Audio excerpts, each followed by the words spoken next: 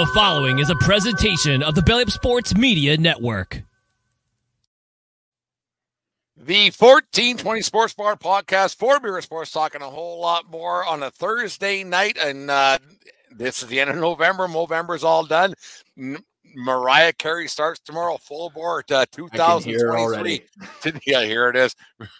Tonight's show is sponsored by SeatGeek.com, the SeatGeek app. Use promo code 1420pod at SeatGeek.com today and save $20 on your first purchase. Remember, we are part of the Belly Up Sports Media Network. Go to bellyupsports.com for all their great articles and everything else they got going on there at Belly Up Sports. Boys, I was over at a establishment, as I do every Thursday night. I have a couple of drinks and some wings with my blushing bride over, and I was laughing a little bit. And Garrett, we're joined by Garrett from Two. Sorry, I was wondering when you were going to say that. I got a lot going on in my head right now. I didn't mean to cut you off in the beginning there when you were doing the intro. I'm sorry about that. We are joined by Garrett from the Two Dudes and Sports Nudes and Steel and Teal podcast. Friend of the show, been along for a few years now. Anything else? But I was over at a establishment here in town. And Dave, you and I can probably speak of this a little bit more than Garrett could.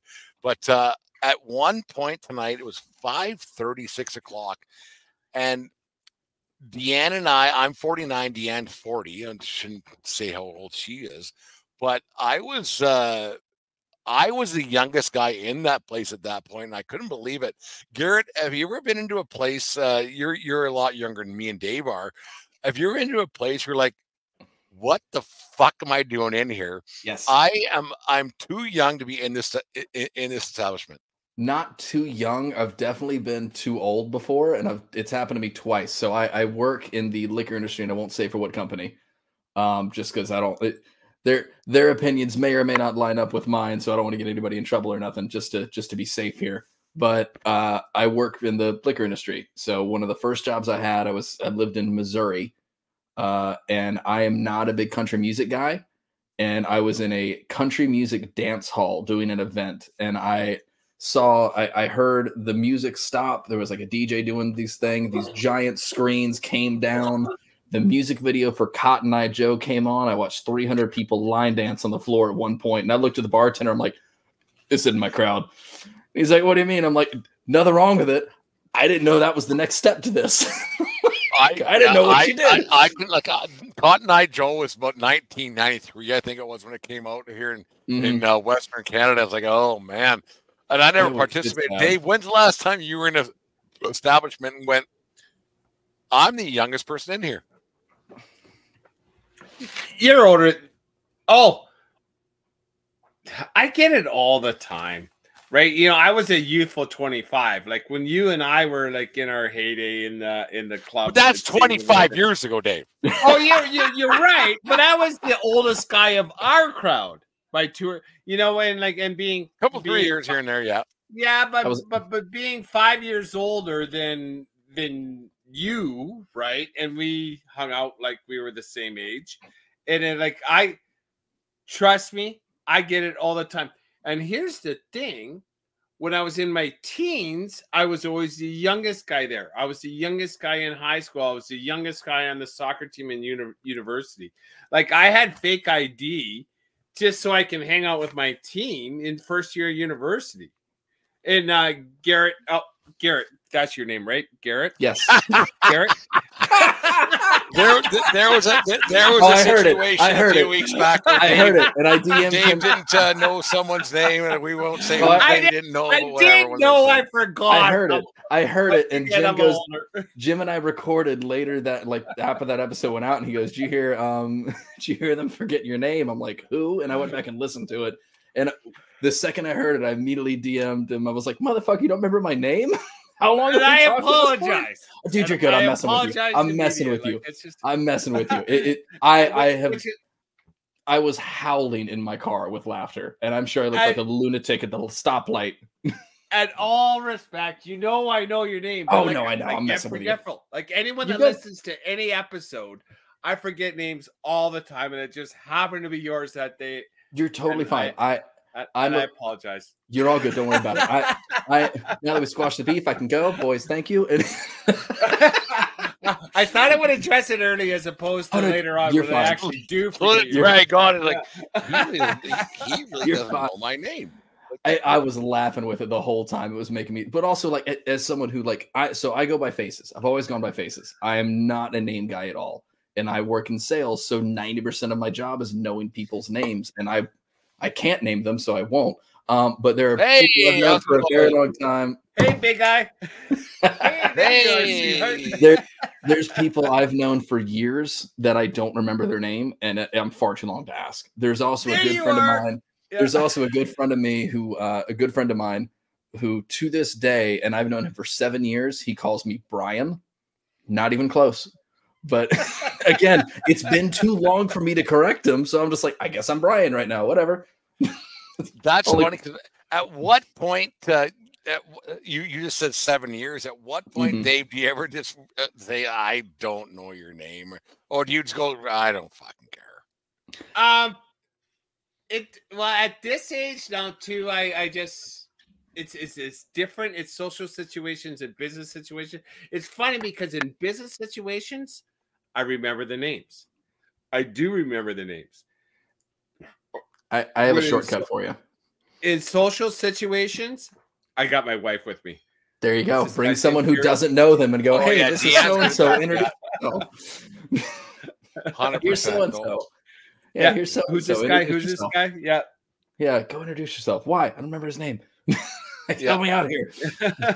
Guys, let's start talking some sports here. Earlier on this week, Coach Prime, as I like to call him, of the University of Colorado Buffaloes, who was last year around this time actually when he came in and he said, we're coming, and he was bringing in his guys and he was bringing his recruits and bringing in everything else, and he said, we're coming. We're going to change the culture here in Colorado. We're coming. Coach Prime would laugh about it because they had a 4-8 season. They're not very good. I predicted 4-8, 4-7, and they're just not very good. That's where it's going to be.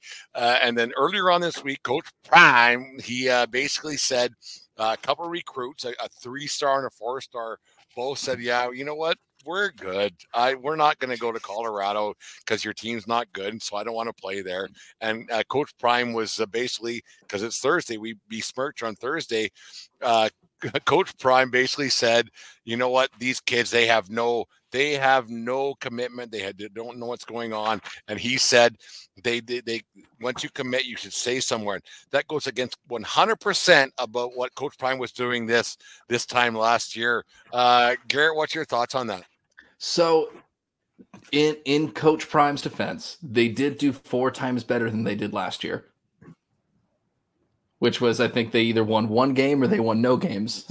So in theory, they did. Well, so they did 4 times. They got 1. So 1 times 4 is 4. 0 times 4 is 0. So yeah, they got 1. That's true. So, That's true. They did 4 times better than last year. So I'll give Coach props for that. And y'all know me and Jalen love Coach Prime, so I won't besmirch. But what I will say is, yeah, this is not what everybody expected. They didn't expect a completely undefeated season. No one expected that at all. There's obviously a change in talent between, the level he was coaching at before versus Power 5 football. So his comments, though, about recruits not committing is definitely interesting. Because like you flipped people from Jackson State. Like, I guess the way you could spin it is they committed to you, not the school. And you want to keep your promise like that. I was always told to keep my promise and keep my word growing up, but also like it's a business. College football's a business. This is your brand. This is you. And if you're at a bad job and you're not treated right and another job goes, hey, we'll offer you whatever you're making plus more. Here's benefits. Here's a package. Here's everything. And you're still getting everything you were having before. You take what's best for you. At the end of the day, you got to look out for you. So it's definitely hypocritical. I agree with you with 100%. But for him to be batting last year saying, get out, kids who played there, get out because there's new guys coming in on the transfer portal, everything else. And then he's got guys leaving on the transfer portal and decommitting. Dave, is Coach Prime kind of talking out of both sides of his mouth a little bit? Well, no, he's just, how I see it is he's reaping what he sows. Like, and that's been forever. One of my complaints about Deion Sanders in his non-playing career. I don't know what network he was working for, but I would watch that NFL highlight show because it was good. Like the night game before there was a Sunday night game. So to date myself. And like some guy, like a rookie would be running back punts and doing this stuff like, pay that man. Pay that man. He would be saying that as a commentator on highlight shows, right? Mm-hmm. And so now he's in Colorado. And I don't know if Colorado was actually in the Pac-10 last year. I don't know how long they've been in the Pac-10. They've been about 7 to 10 years, I think, is what it works out. Yeah. Yeah, but like as Pac-8, Pac-10, and Pac-12. And Colorado was the last edition. As Garrett was alluding to, like now you're in a Power 5, and they got off to that big start. Like the gods aligned for them for that TCU game, because like that TCU team that was in the national championship game that beat Michigan last year, that was nothing like this team that Colorado faced on game 1, right? Been in the Pac-12 since 2011.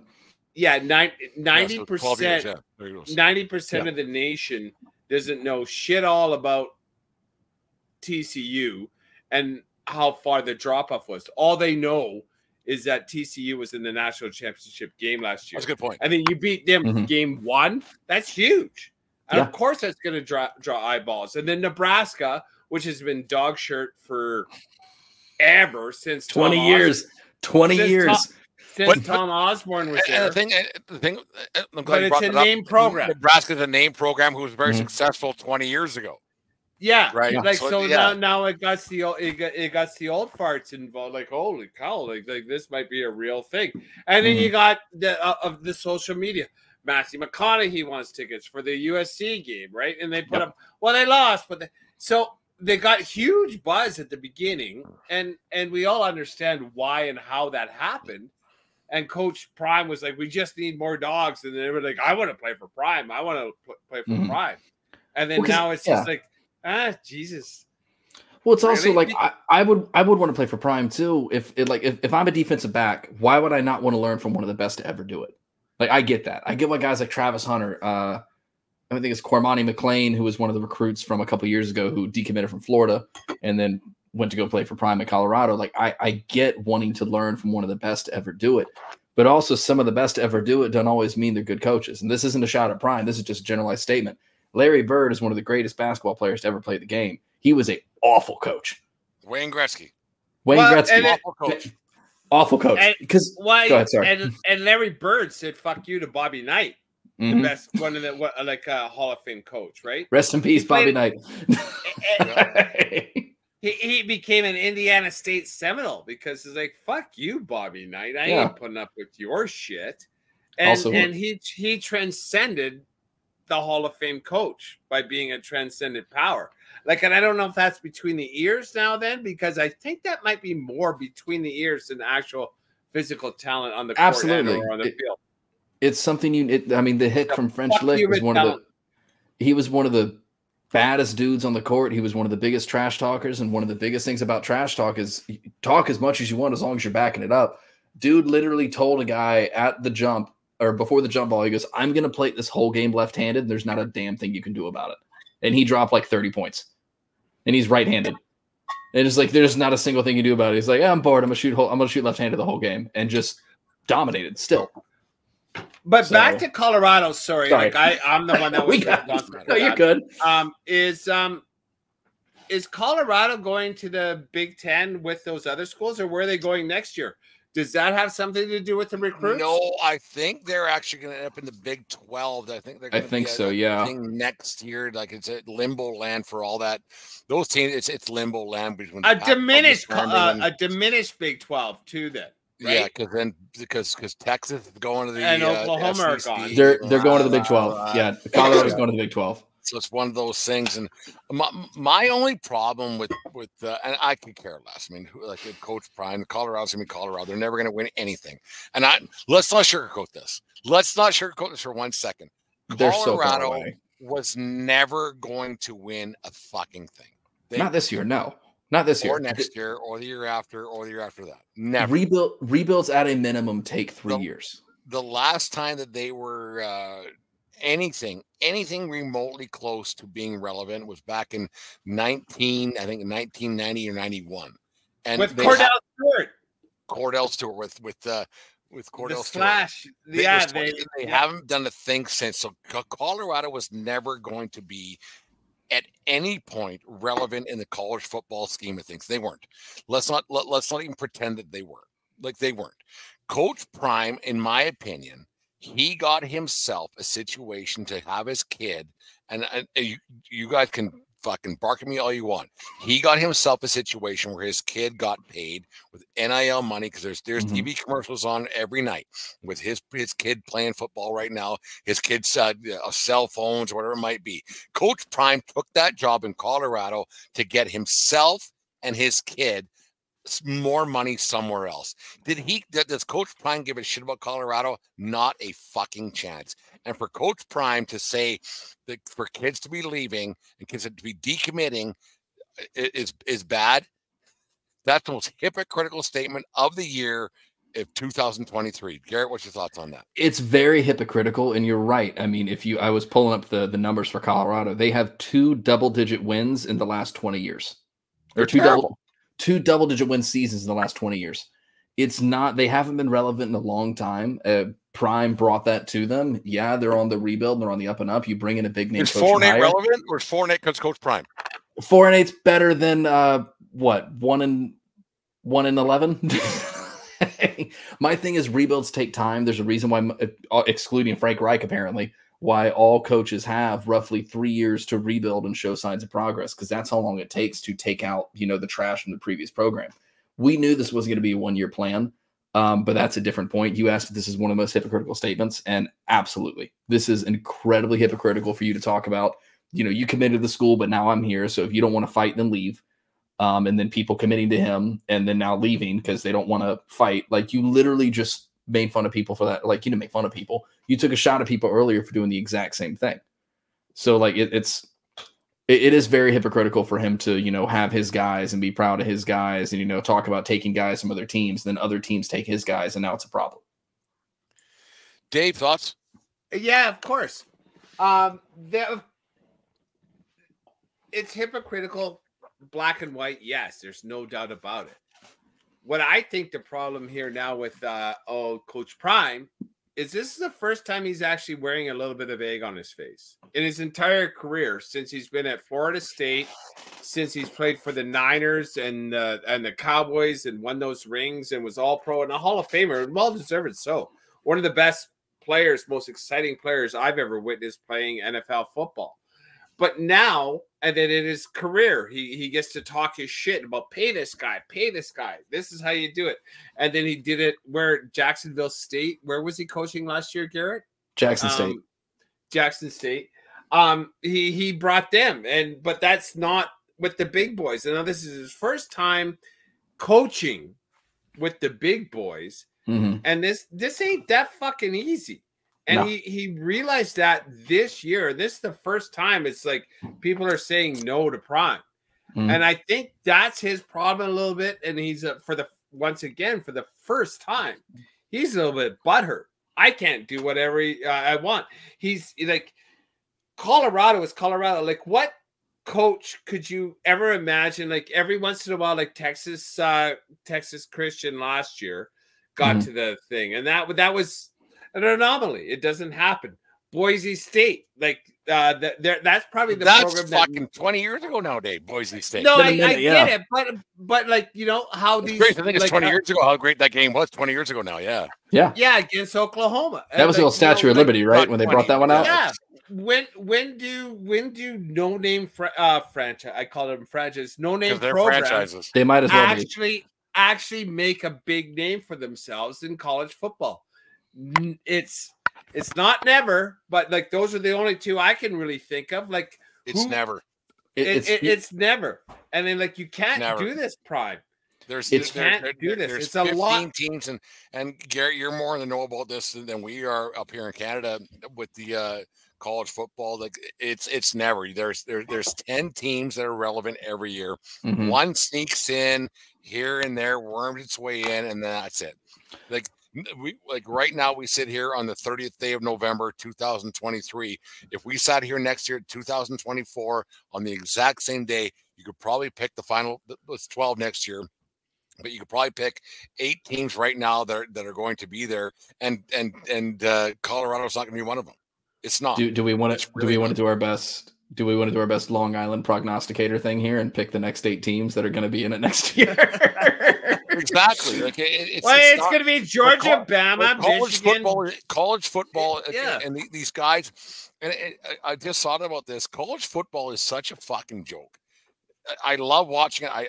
It's entertaining as fuck. But no matter what, you can pick the 4, 6, 8 teams right now every year, no matter what. No matter what, you have a Big Ten. You have a Big Ten who's completely overrated. But no matter what, you have a Big Two. Ohio State and fucking Michigan, no matter what, are going to be there in like at this time next year. Yep. No matter what, there's 2 teams. There's 2 teams in that conference. You get the blips on the screen like Auburn and Clemson, right? Like Clemson won. Well, did they win with the Sean? That's when it became. Yes, they won with Deshaun, and they went twice with Trevor. And they went twice with Trevor. No, I think they Trevor's went undefeated in one, and then Trevor lost to Alabama in the final game. They went undefeated but lost to Alabama. Yep. So, but nonetheless, so Clemson, but now they're fucked. They're fucked. Auburn, like they did it with 2 quarterbacks as well. They did it with Cam Newton, and they did it with another quarterback. Was it Joe Webb? Was that his name? Something like that. I don't know if they won a championship, but Jake Winters. They make a difference. But those are teams in big conferences. Prime, you're fucked. You can't dig this tunnel by yourself. This is going to take. If he sticks with it, this is going to take at least 5 years for them to be relevant and competitive. I'm just saying he's not going to stick around. If he sticks with it, this is going to take at least 5 years for them to be relevant, because Washington and Oregon are the powerhouses in the Pac-12, and they're going to a separate division. Texas and Oklahoma are leaving the Big 12, but Big 12 is not a joke conference either. Like, yeah, the 2 powerhouses of the Big 12 are coming to the SEC. God help the SEC, because that division is about to be a absolute just. I don't have any words. That's about to be a rough. It's a rough conference to play it in. What I find odd, and I fuck, maybe this is a conspiracy and everything else. If Shedeur Sanders was Shakira Sanders, is Coach Prime coaching at Colorado? Probably not. What about he did it for his kid? If is Shiloh still Shiloh, or is Shiloh Shiloh? You know what I mean? Like if Coach Prime had a daughter who was 19, 20 years old, Deion Sanders is not coaching at Colorado. Not a chance. Maybe not. Not a fucking chance. I think his kids get to play at any college. Like, for fuck's sake. He's going to be the head coach at any college. No. But listen now. Snoop Dogg's kid and Puffy Combs' kids both played on UCLA. And UCLA. Whatever in LA, and they both quit. Like, you're telling me they weren't coaching the fucking team, Dave. No, I get it, but they made the fucking team, right? Their dads are way richer. Like, both Sean Combs and Snoop Dogg are far richer than Prime. But also to that point, if Snoop coached UCLA, that would be one of the biggest jokes in foot. I love Snoop. That would have been one of the biggest jokes in football for that year. If Snoop decided, I'm a coach UCLA. It has nothing to. I don't think. Like, how does your coach make your? There is no way that Coach Prime is coaching college football if his kid wasn't a quarterback. If it was Shakira Sanders, there's no way he's even bothering doing it. There's no way. Here's the one thing I will say, and you touched on it earlier. Him doing this and getting his kids that money, and that actually goes into something that you guys talked about last week. Fine. Yeah, that's something you guys talked about last week with guys leaving early and staying for their senior year and stuff like that. Like, and Jalen and I talk about it all the time. Get your money where you can get it. You know, if you have the ability to get life-changing money when you're 18, 19, 20 years old, get it. get it while you can get it. This isn't 100%. guaranteed. This could go away tomorrow. But if there's an almond company that wants to pay you millions of dollars to be the face of almonds, Coach Prime, take the $1 million. Why not? 100%. Take your money. So, but as a top five, I don't know the pay scale, but I do know what it is structured, and it's fairly rigid for the amount of money you make as an NFL draft. Mm-hmm. You would make more than $5 million as a top 10 pick in the NFL next year, wouldn't you? Absolutely, yes. So the picks are set very early. And they're the basic because that was an issue for a long time. You'd have players that would hold out for more money, players would hold out the Jamarcus Russell. Yeah. Before the draft, they would hold out and the draft sign the contract. It was weird, like Jerry Maguire shit. Like we're not signing and all. Like it was. Show me the money. Yeah, and that was actually like a true situation where quarterbacks were like, "Don't draft us because we're not signing for this." The contracts were set before the draft actually happened. Yes, they are now. Now with this quasi salary cap. Now there's caps on it. Totally, it's different. Yeah, the difference is now there's offset languages in a lot of contracts, and that's what a lot of players argue over now. And like incentives and stuff like that. The money's capped. There's nothing to do about that. But there's offset language on like, say like, oh, it happened with Gerald McCoy. Gerald McCoy was an old Buccaneers defensive lineman. He went to the Cowboys. And they had it in his contract where if he hurt whatever knee he ended up hurting that offseason, then they could cut him and pay him nothing. That was the offset language in his contract. That was the one ligament in his legs, to my knowledge, that he did not hurt during his entire NFL career. So the Cowboys said, the Cowboys like, that's probably going to happen. And sure enough, they put in the contract. He blows out that ACL during training camp. And they're like, see ya. We owe you nothing. Thanks for the cap space. And that's it. It's people argue over that. That's what a lot of agents argue now is that offset language, which I can't fault them for. It's so awful that the NFL, because they make money hand over fist, and it's the biggest fucking fraudulent fucking sport in fucking mankind. The way they treat their athletes, and I know you guys are big NFL fans. So I'm anti NFL. I'm not like I think the game is great. I think it's entertaining, but I think the way they treat the way it all gets blown up is a little bit